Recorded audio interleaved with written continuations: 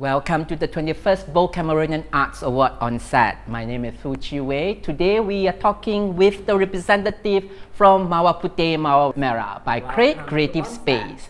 Welcome to On Set. Thank you for having us. Thanks. Tell me a little bit more about the design process for your costume in this production. I think for the design process, it's a lot of collaboration between me and Andi. So a little bit that you want to know about Andi is that she's like multi-talented. She sews and she does a lot of things. Look at her, she's like a Yeah. walking creativity, right? She made this dress. Actually, I made it myself. Girl. Yeah, so I knew Andi for a long time, but this is actually our first collaboration when it came to costume. I knew that she was very into the 1950s, 1930s era. And Mid-century. Yeah, mid-century. And we were very much inspired by Saloma. We had a whole Yes. mood board, right? Yes, of Saloma, like her Yeah. hairstyle, her peplum Yeah. dresses, it's very like glamorous and very like, vintage and what do you say?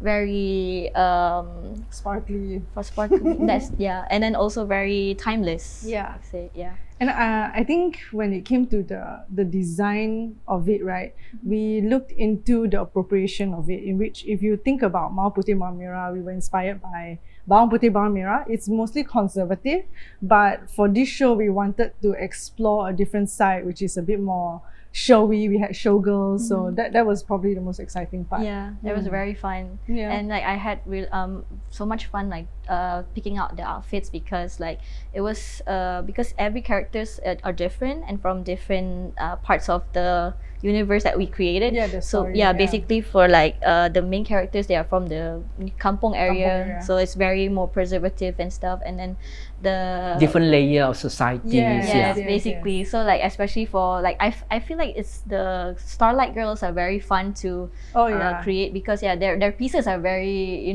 sparkly and yeah. out there and They're very, more yeah fun, yes, yeah I yes, mean of they course. are the showgirls of the show and But they cannot be too sexy also. yes yes Yeah. we had to like really figure Pull out back. pull back a bit. How much Just skin by saying that, but how do you actually balance that people can see who is actually the star of the show? Because for me, the costume, from different part of the character, some of them are quite, stunning, you see. So how do you balance that? I think that's a very good question. We had feedback before. We're like, people, off the bat, when you look at the poster, you can't really tell who is the main character, who is not. But Exactly. ultimately, the topic is Mawar Putih Bawang Merah. So naturally, I don't think, at least for this show, it's very distinctive who is the main cast and who are not. But we don't want to be like, oh, just because you're a sub-character, we do not give you that kind of costume. I don't think that's something, at least personally, when it comes to the costume direction, I want to limit that. How much of this costume design or direction, or do you call it styling? I'm not sure for this particular production.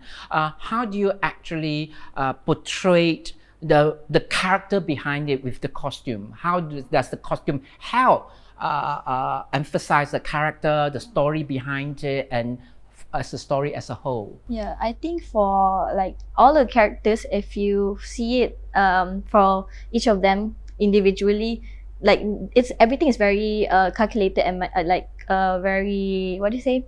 Kita memang plan them one by one so that everything that we do is all calculated in a way where contoh macam Mak Kundo actually she's like very younger than I am, but we put her in a very bolder colors like purples and green so that she looks like bolder and richer. It represents their character. Yeah, in a way. Ultimately. Yeah, so like basically for me, even though I'm Merah, I'm already very like vibrant and stuff, but to emphasize her character more, we put her in a more like boldy, chunky, tacky accessories and her big hair and stuff. Like it really helps kind of like put her in her character design helps and lah. stuff. Yeah, and Sounds for really helps. Putih also we kind of like put, even though she's Putih, tone down everything. down. Yes. But still very, there's a bit more color, like she wears some pastel blues. Yeah, and she actually transitions along the story. By the end of the story, she has a different color.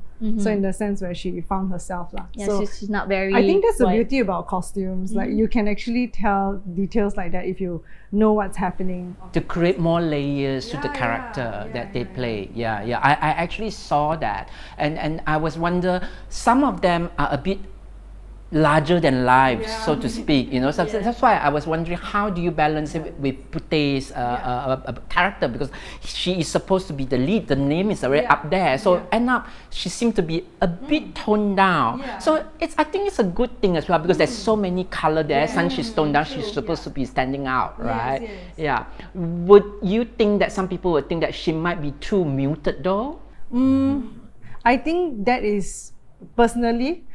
Speaking as a director, I would say that is her part in bringing her character out. And so the costume shouldn't be an excuse for whether or not she's toned down or not. It's her presence and her, I'm seeing it in the point of the audience, because the audience react to certain costume or certain character coming out. Yes, exactly. That's why I wonder, because you guys were in the play itself, and how would the character feel also when there's such reaction just because of your baju? I think as an actor, there are different types, one of which, like method actors, they actually do feel the moment they start dressing up, they stand better, they wear their heels and everything. And then I think for actors like that, the costumes are so important.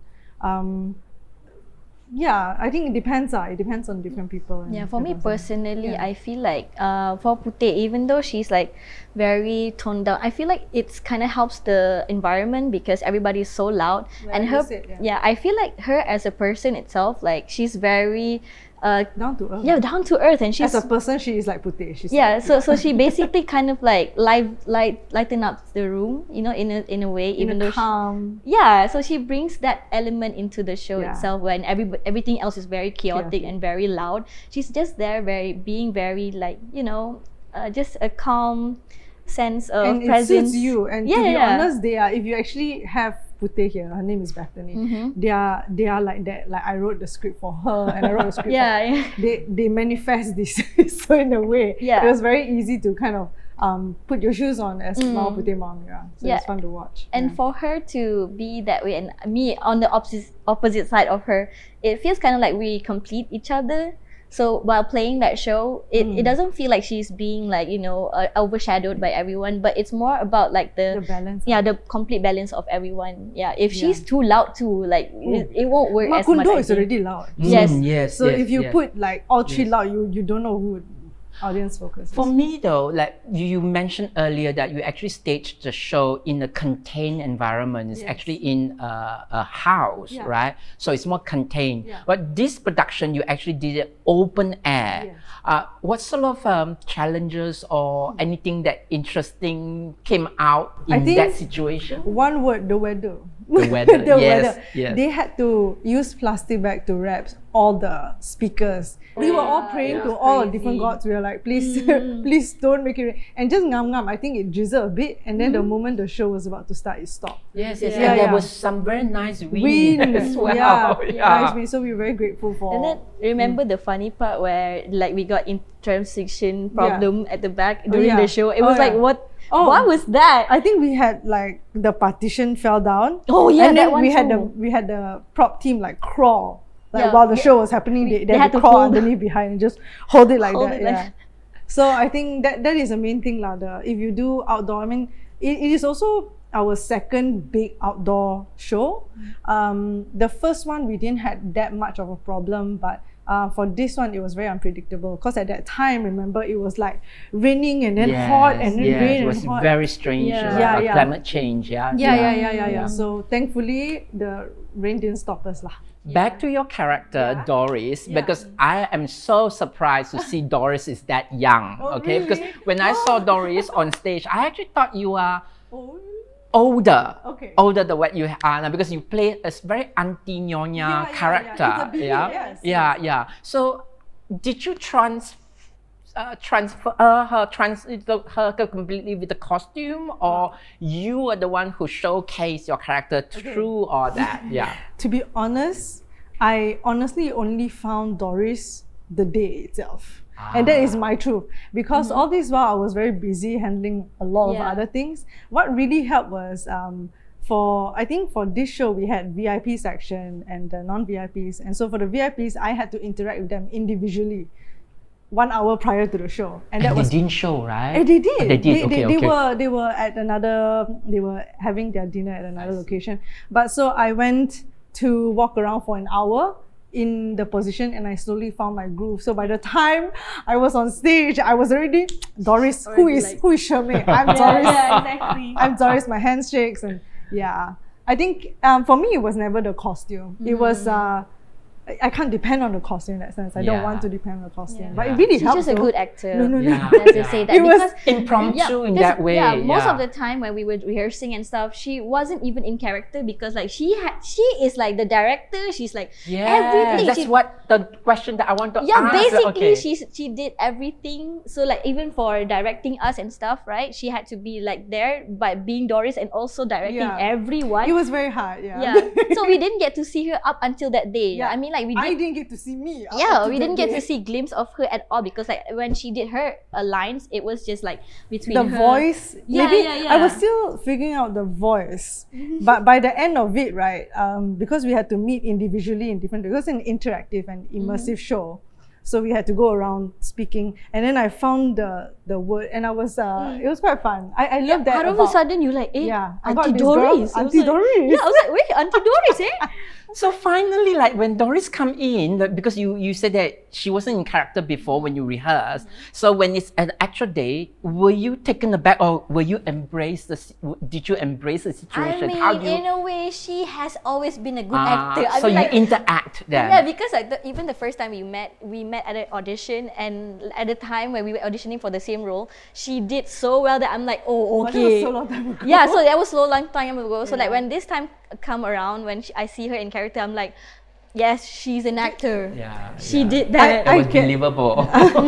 Very, very. I think a lot of time it was putting other people first than putting myself, and somehow they have so much trust in me, you know. I keep telling Mak Kundo, Nina, if you're watching, right? It's like I keep telling a girl, who, I don't know, how should I sound like, how should I walk? I was so nervous, you know, after the rehearsals, like usually like try to make it professional, but after that I was like, how do I even find Doris? Like, I think what really helped when it comes to finding a character is to imagine or to observe the older generation, or whatever character that you choose, and how they respond. And so for me, what really helped for Doris is the stare. Like, they like to stare. So I keep staring at them, and I look dead in the eye. And then they start laughing, but I was still staring. And also like her little bits of acting, like she would like wiggle a bit, you know, when she stare at you. Yeah. Like it gives off, you know, it helps because like older people What does that. was really funny is that we were all very close. Like we were all we are all really good friends. And so the rehearsals are hilarious. Out of nowhere, it just, you know, her character just shines, and then kita macam tak boleh percaya it's her. Because like behind the stage, like we know she's very strong-willed, and she's very, you know, our director, she does this and all that, and then tiba-tiba when that time comes, and then like kena bully, I like no? that. Oh, we didn't know that it would be such a good response. Like throughout Malacca as well. Yeah, in Malacca it was more enhanced. They sang with me. Yeah. They did the same. Well, this sounds like a good collaboration then, yeah? In the spirit of collab beyond, co-create the future, which is the 21st BCAA team in exploring classic story with modern staging. What lesson or techniques could influence how you co-create new theatrical experience? I think ultimately for Krate, at least for me, I like to break the fourth wall. And so all our shows are immersive and interactive. And this time it was not only that, we did walkthroughs before and things, but especially for this show, I added another layer, which is a musical. And I need to give props to Johan and Benjamin and everyone in the team who did a very good job, because in a way it's a very new category. Even for both Cameroonian, it's our first application and first nominee as well. So really, really grateful for the opportunity to have our show here in KL with the Living History project at Badang Warisan. So yeah, it was really hard to navigate throughout how are people sitting. So there are people sitting on the floor, and there are people with tables. So how do we make sure that they are all equally engaged as an audience as compared to the classic, you know, slanting theatre style? Someone is outdoors. So there were lots of challenges, but I think when it comes to collaborating the two concepts, it's really having a very good eye and the idea of what you want at the end of the day. At the end of the day, we want the audience to have a really good time and to be also part of the story lah. I also want to ask, when you say this is the first time also you add music and all that, and then it sort of become a musical in the category. To an extent though, do you see it really a musical, or it's just a theatrical production that have singing in it? I think we for this show we do have a long way to go to make it a full-blown Broadway style musical. No need Broadway, Malaysian style. Malaysian style. Full-blown Malaysian style musical. I think for baby steps, you're using baby steps. In a So sense. you won't mind going to that direction then to have a more cohesive musical, for so sure, to speak. for sure. I think for even this show, That would be fantastic. I Yeah. can't wait to see that. I think you should actually go through Thank that and you. see how it goes. Yeah. Fantastic. Well, that's wrap up our conversation with Mawar Putih, Mawar Merah by Krate Creative Space. Congratulations Thank you. on your nomination. Thank you for watching.